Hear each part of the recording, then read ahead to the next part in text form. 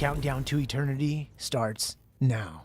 Well, hello, my dear brothers and sisters. We want to welcome you to another episode of Countdown to Eternity. And I have to tell you, we have got quite the show planned for you. Again, I am here with my friend David Tull. Are you guys?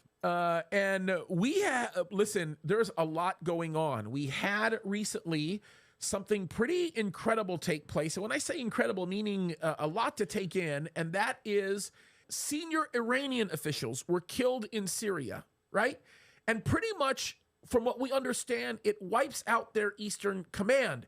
And let me read you a portion of this, because this is a pretty amazing story if it's true. And the sources seem to be confirming, right? It doesn't have any independent confirmation yet, but I think it's coming fast and furious. And it says this. It says 11 senior members of Iran's Revolutionary Guards in Syria were killed in an overnight attack on Damascus International Airport. Now, this is the Saudi Arabian news network that's actually reporting this. And by the way, just so that everybody knows, this attack took place just a few days before the New Year's. Okay, this bombing. Okay. So it says this, according to the report, which has no confirmation, most of the officers who made up the senior command of the Revolutionary Guards and other pro-Iranian militias in eastern Syria were killed in the attack. Now, some of you might say, James, if you're going to talk about a story as significant like this, why would you talk about a story that doesn't seem to have independent confirmation?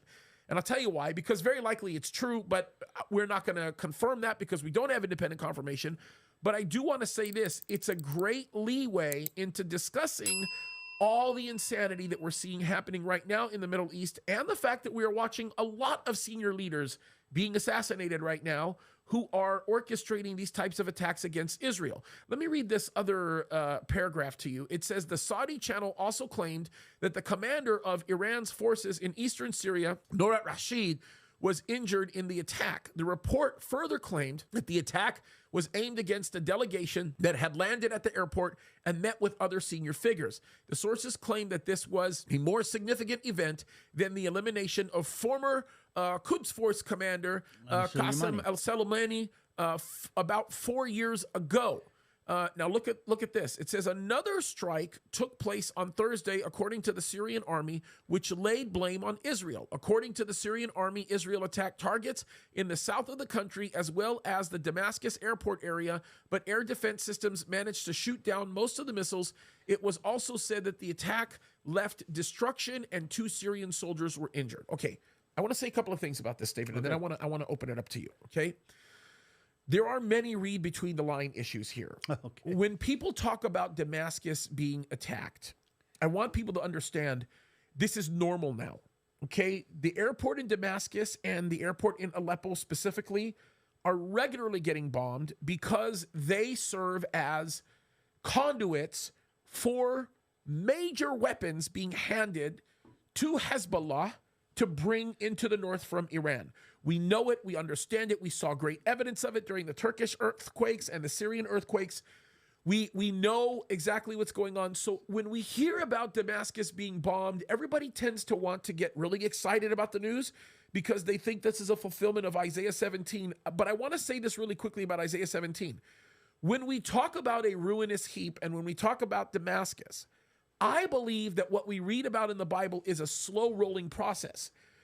Let me just explain what I mean when I say this. Damascus can only be bombed so much. And when it gets bombed again and again and again and again, eventually we're going to see a ruinous heap.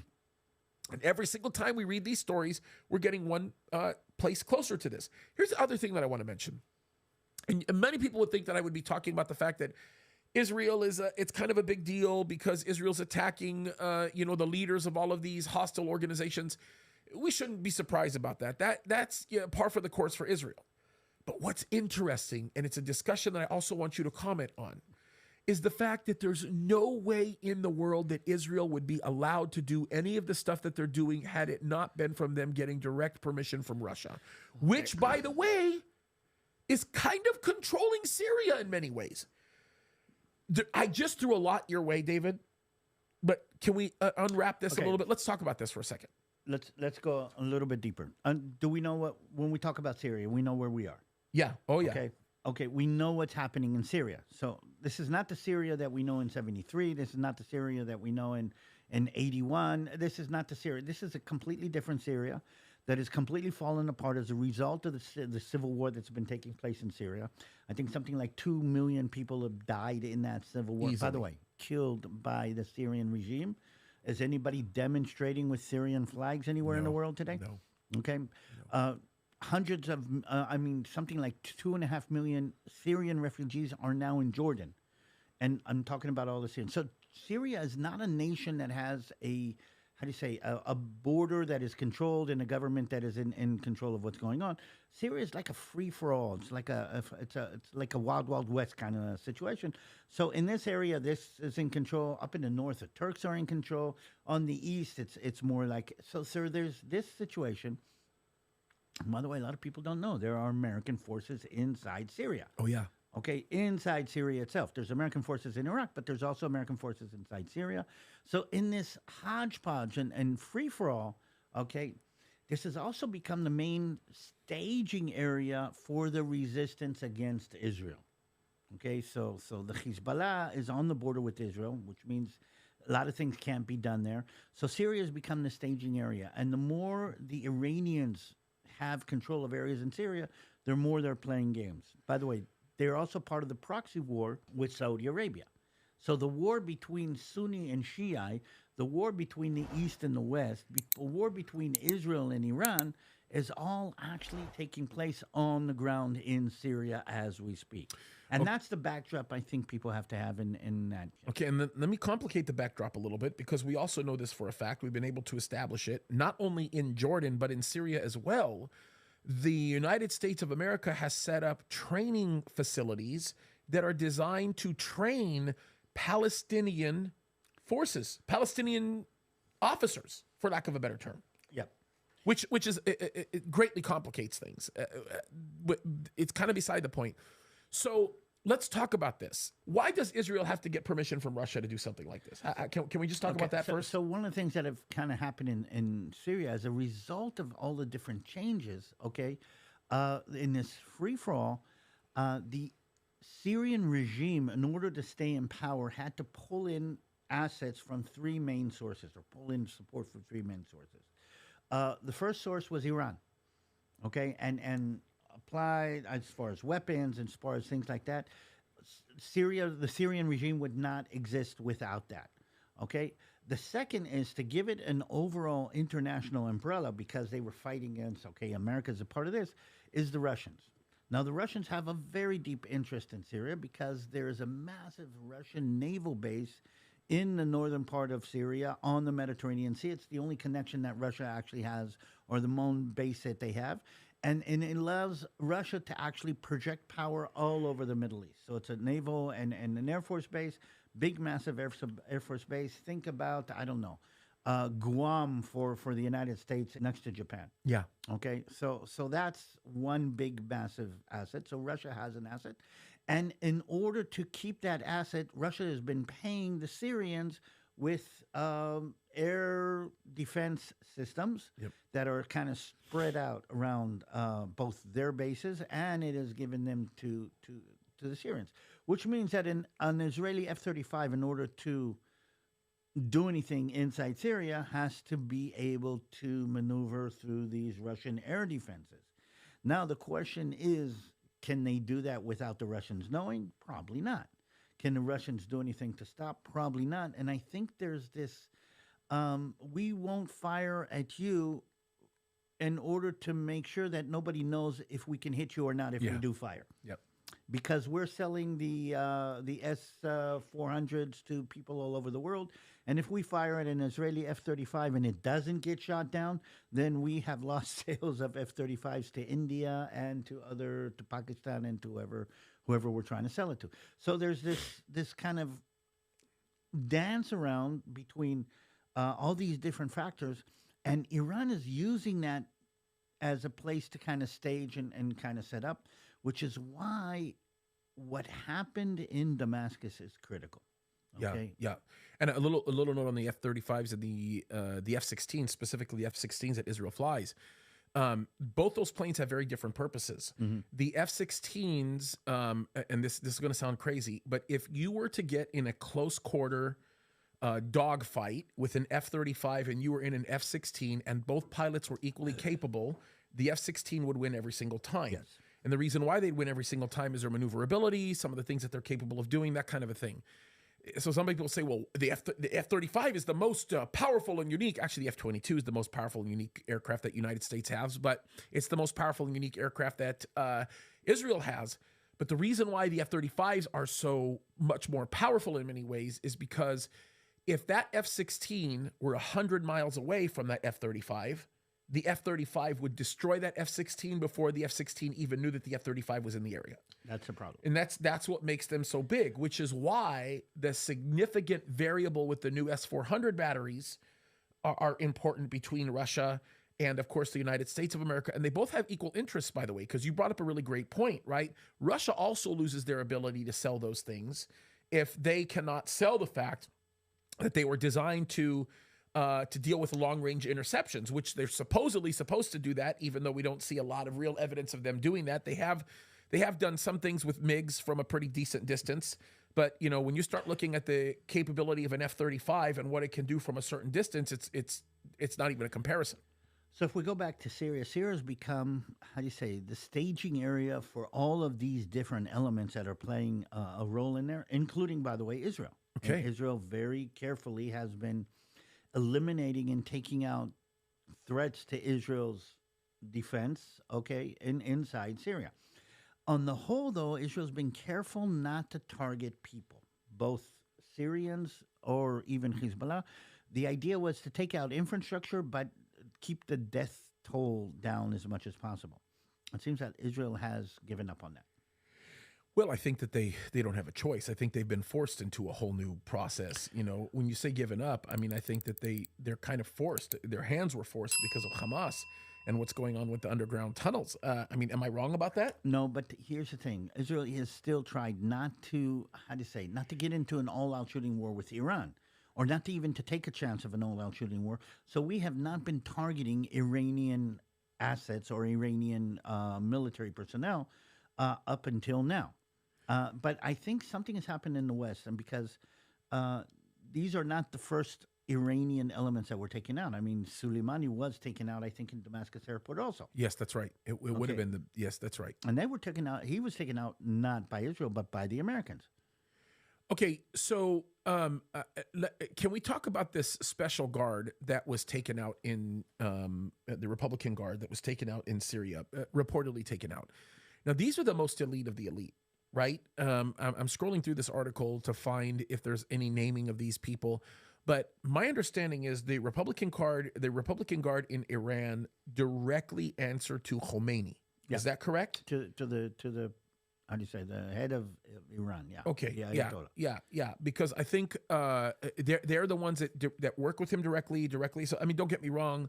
I think that many of these people interact in different ways with different leaders, and the butcher of Tehran is no exception when we talk about Raisi and everything that's going on there. But I bring this up because it would seem as though Israel is beginning to pick off more and more of these leaders, and Iran is becoming more and more upset by it. But here's my question. This thing with Damascus and what just happened in Damascus, why in the world is I guess the question is, why is Iran not wanting to talk about this? Why are they not even admitting that this happened? Why aren't they seeking to propagandize it? And it's very likely that this really happened, because Saudi Arabian news is very good at getting these stories right. So there's, I think, two elements to this, and the way I like to use is think about gang war mentality or gang or criminal gang mentality. Okay. You've got the gang boss, you got the mafia boss. I mean, the Don up there on the top, but he doesn't pull the trigger on anybody. I mean, he's going to be using his flunkies wherever they are to do what he needs to do. The thing is that he has to both project power to the official government, to the police, to the citizens. You have to be afraid of us, but he also has to project power to other gangs in the area. Okay, and the one of the easiest ways to do this is by putting a distance between you and the event. So if you make a hit on somebody, okay, everybody knows that you ordered the hit, but you're not the one who pulled the In trigger. the middle of it, the day to day, yeah. Exactly. You're not the one who pulled the trigger. So you can come to the police and say, I didn't do it, and you can come to whoever you knew to, but the other bosses that were hit know that you do it. So you've got this double. They're playing this game of, okay, we want people to know who we are because we want the influence that comes with that, but we don't want to be responsible for the results of what we do. Yeah. Okay, that makes sense. Okay. By the way, everybody does that. Israel. I mean, I could give you a classic example about Israel's so-called nuclear capability, where we want the people who need to know what they need to know, but we're not saying officially that was us. We're keeping a distance. That's right. That makes sense. Okay, so now what's happened is this: we've played the game, but now Israel's taking the gloves off, and now Israel's saying to Iran, "We have known all this time it was you, but since there was a difference, we have been careful not to instigate direct repercussions on you and the people who are running this." But Israel's taking the gloves off. Okay. Let's take this a little bit further. Okay. The day of this recording is Tuesday. So the day you're hearing this is Wednesday. So Monday, which would have been New Year's Day, Hamas has a political bureau. Of course, everybody knows this, right? Yeah. And the second in command in that political bureau was assassinated by Israel. We know that. Him and his whole crew. Yeah. Okay. Can we talk about the significance of that? Of who he was, or the idea that it was. The idea that it was. Okay, Who he was is also significant. Let's start off with who he was. Yeah. Okay, the guy's the second. There's a political wing and there's a military wing in Hamas, and Khaled Mashal is the head of the political wing. They're the politicians, basically, or the representatives. They're the ones who do the negotiations. They're the ones who talk to the different governments. And this guy was the second in command, or the second, or the vice head, or the vice ambassador, if you want to put it that way, of the Hamas in the world. He was the political wing is the Secretary of State. He is the Vice Secretary of State. But he lives in Beirut. Beirut is Lebanon. Lebanon is Hezbollah. So he's living in the middle of the Dahia neighborhood in Beirut, which is the Hezbollah headquarters. That's where Nasrallah, I mean, he's had dinner with Nasrallah many times. I mean, they met together for coffee at, the Beirut Starbucks. I don't know if there's a Starbucks, but you get the idea. But he's the go-between between Hezbollah and Hamas, which, by the way, if I'd have said 20 years ago that Hezbollah and Hamas were going to have coffee together, you would say you're crazy because one is Shia and one is Sunni. We would have all laughed. We would have all laughed. But he has created that dynamic. Yep. So they are interconnected. Hamas is using Lebanon and the Hezbollah umbrella in Lebanon to attack Israel from the north and to keep Israel kind of connected to the north. And again, Hezbollah hasn't pulled all out on its capabilities, but they are pinpricking Israel from the north, and they just did it again about 2 hours ago. Yeah. So he is sitting in Beirut, and he is coordinating between the Hamas and Hezbollah on one side and the Iranians on the other side. Okay, so why is it significant that he was assassinated? Because I'm going to go somewhere with this and his team. Okay, because what we're trying to do is to break the connection between the Hezbollah, basically, and the Hamas. We're trying to kind of put a wrench into that mechanism, and we're trying to tell the Hamas, and again, this is Israel starting to do what it did after the Munich attack. I don't know if you remember. Oh, yeah. Which is basically saying, okay, you are not going to be exempt from Israeli repercussions by the fact that you're living in another Arab state. Yeah, undoubtedly. And again, both of those, I think the Hamas is kind of surprised that this happened, that Israel did infiltrate and that it's happening. And more than anything, they're all kind of shivering. Now, don't get me wrong. Sinwar is probably very happy because Sinwar and this guy were rivals. Yeah. Okay? And if Sinwar hopefully will die in the next week, 2 weeks, month, okay? Then he was supposed to be part of the new government there. Yeah. And Israel is taking that out. By the way, I'd be very curious to understand what's going to happen to the public figures that are now in Qatar and how that's going to work. Yeah, I would not be surprised if we start seeing them pick off every now and again. I think that there's some real serious political implications with Qatar that we have to be looking at and that we should be concerned with. But Israel is worried about doing it in Qatar. I don't think because of capabilities, but because we're still using Qatar in the interaction. yeah, it's the general perception as well. They're kind of a big deal. And then Qatar is the heart of a lot of the fake media that continues to send the propagative type of nonsense that people hear concerning that. So what I think Israel is doing is taking the gloves off the proxy war. Okay. So they're defacing the proxy war. Exactly. That's a really good way of putting it. I think that's a really smart. If you were to encapsulate it all, it's a really smart way of putting it.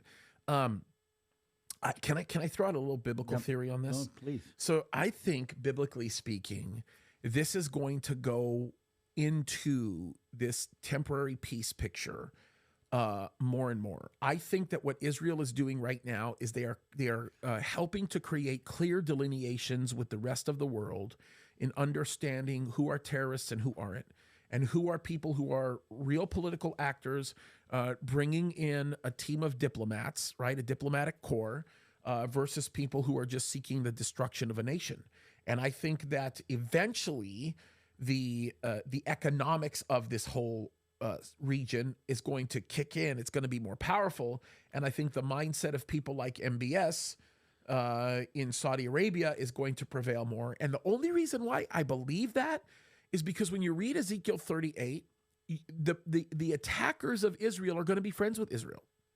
Israel's going to be very surprised by the attack that takes place. And to think about this, the only way that I can imagine Israel being surprised about another attack, at an attack that's at that level, has to be centered around the fact that they have achieved total peace, and that in many ways they feel like there's nothing knocking on their door anymore. So yes, and it's very easy to project what we're seeing going in one of two directions. Okay, one is the all-out. Everything breaks up, everything blows up, everything smashes off. Yeah. Iran pushes all the buttons, pulls all the strings. The Houthis fire everything they have. Hezbollah fires everything they have. Israel is fighting against, overwhelming odds. And we're talking about a World War III scenario, and a lot of people are talking about that. But do the other way around. Let's say Israel finishes off the Hamas in Gaza, which conveys to the world that you can't stand up. You can't attack a centralized government in that way and leave to tell the tale. All the rest of the organizations are going to realize that. They're going to catch up. Yep. Okay, Hezbollah is going to have a harder time living in Lebanon with that. The Lebanese don't want them there. Right. Okay, and again, so you become weak. Okay, you've seen your weakness. You've shown your weakness in the Middle East. So the Houthi, okay, are going to have to think twice about standing up to the United States, because if somebody decides, to pull off all, so that's going to create a whole environment where the more moderate players, Saudi Arabia, Jordan, Gulf states, that were on the verge of that anyway, will come together with Israel and create a whole new Middle East. Yeah. And that whole new Middle East, again, we can go into prophecy, but it's not hard to plug a peaceful Middle East into end-time prophecy. No, I agree. And I think that what this does for us is it serves us as a reminder that God is real, that we're not him, that he is sovereign and in control of everything, and that God will always protect his people. And when we look to the word to find counsel on these things, I think everything we're seeing happening around us should serve as a reminder of how important, especially in these days, it is to be as close to God as we possibly can. What I like to say, although, is this. You look at what's happening and you can see the gears and the mechanisms of God's plan being played out Amen. in the world today. Amen. You can actually see the gears. And we've been studying these all our lives, and you're talking about this, and and it's on the biblical channel, and it's on the Veggie Tales, but here you're seeing a real world event, Yes. a real world biblical event playing out in front of your eyes, and I think that's kind of fascinating. And it should wake us up. It should wake us up more than ever. We should be as close to the Lord as we possibly can. I think as we do that, it reminds us of why we're here. And that is, we are literally counting down to eternity. And how much more important is it to stand up for righteousness? How much more important is it to take a stand for the things that are right? To stand with Israel, to stand with the Lord, to keep our eyes on the Lord. Understand that the days we're living in, we're running out of time. And Ezekiel said it better than anybody else. There's a gap. Yeah. We need the people to stand in the gap right now. Amen. Amen. Well, guys, we're out of time. And I think David put it the best. We love you. This is our very first broadcast of the year for Countdown to Eternity. Welcome to 2024. Amen. And I got to tell you, I cannot tell you how grateful we are that you continue to watch us. Yeah. We love you when you take us on your jogs or in your living rooms or in your cars. You're amazing people. We're grateful to the Lord for you. May you continue to seek his face. May you continue to grow in him. May God's blessing be upon you. May his face shine upon you. We love you. May you be blessed in this great 2024. And I say it's great because we're going to continue to see God's hand manifest in amazing ways. Seek him. We do hope that you guys enjoyed watching this and listening to it as much as we've enjoyed making it. On behalf of David Tall, this is Pastor James Cadiz. We love you, and may you seek him, and may God richly bless you in this new year. We love you. God bless you. Thanks for joining us on this week's Countdown to Eternity. We want to encourage you to visit jamescadiz.com to find additional content and resources to equip you for the spiritual battle that we fight every day. You can also subscribe to James Cadiz over on YouTube and Rumble. If you'd like to support Pastor James and his family directly, visit jamescadiz.locals.com and subscribe there. You'll gain access to exclusive content, daily devotionals, and more. Countdown to Eternity is listener supported. Until next week, may the Lord bless you and keep you.